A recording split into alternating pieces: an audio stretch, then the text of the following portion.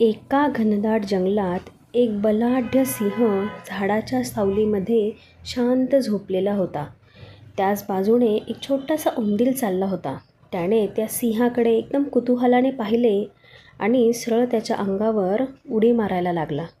आणि सिंहाला जाग येताच त्याने त्या उंदराला चिडून आपल्या पंजावर ठेवले आणि त्याला ओरडायला लागला. पण उंदीर मात्र त्याला माफी मागायला लागला आणि म्हणाला की मला ह्यावेळेस सोडून द्या महाराज, मी कधी ना कधी तुमच्या नक्की कामी येईल.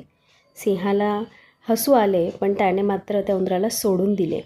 आणि उंदीर जसा जसा पुढे सरसावला तेवढ्यात तो सिंह एका मोठ्या जाळ्यात अडकला आणि तो मदतीसाठी ओरडू लागला. बाकीचे जंगलातले सर्व प्राणी तिथे आले आणि त्याच्याकडे बघू लागले, पण त्याच्या मदतीला कोणीच आले नाही. उंदराने मात्र जोरात धावत येऊन त्याच्या धारदार दातांनी एकदम ते जाळे कुरतडायला सुरुवात केली आणि बघता क्षणी सिंह मोकळा झाला. सर्व प्राणी खुश झाले. सिंहालाही आनंद झाला.